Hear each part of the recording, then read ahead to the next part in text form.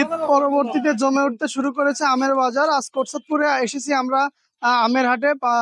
যশোর, ঝিনেদা, মহেশপুর, চুয়াডাঙ্গার ভিতরে কোটসাদপুরের আমের যে হাট আছে, এটা আসলে অনেক বড় আমের হাট। এই আমের হাটে অনেক ধরনের ফলই এখন পাওয়া যায়। আগে সিজনাল মৌসুমে শুধু আমের সময় এই হাট দেখা যেত, এখন এই হাট দেখা যায় প্রায় 12 মাসই। যেমন ড্রাগনের সময় ড্রাগন পাওয়া যায়, আমের সময় আম পাওয়া যায়, পেয়ারার সময় পেয়ারা পাওয়া যায়। এই সকল অনেক আমই এখানে পাওয়া যায় বলে আমরা জানতে পেরেছি, এবং এবং দূর দূরান্ত থেকে বিভিন্ন জায়গা থেকে এই আম।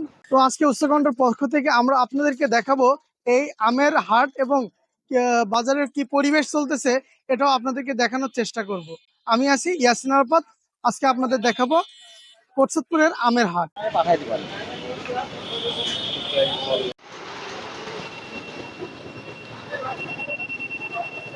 আগে যে বাজার ছিল আমরা ধারণা করছিলাম বাজার হয়তো বা লাগবে না, তা সে ধারণা ভুল। বাজার আবার ভরপুর, সুন্দরভাবে ব্যাপারী এসছে, মাল বেচছে কিনা খুব সুন্দর হচ্ছে, এবং যে দাম ছিল তার চেয়ে আরো বাড়তি দাম পাচ্ছি, এবং পরিবেশ সার্বিক মিলে সব ভালো।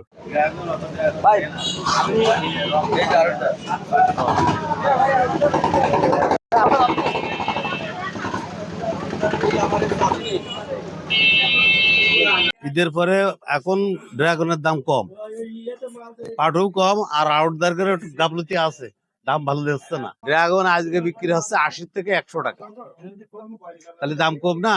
আরো মূলত বর্তমান ব্যাংক ট্যাঙ্ক বন্ধ, এই কারণে মনে করেন মালের দাম সবই কম। ঈদের পরে এখন লোকজন ব্যাপারী পত্র কম, তারপরে টাকা পয়সা ব্যাংক বন্ধ, এই জন্য মূলত বাজার কম।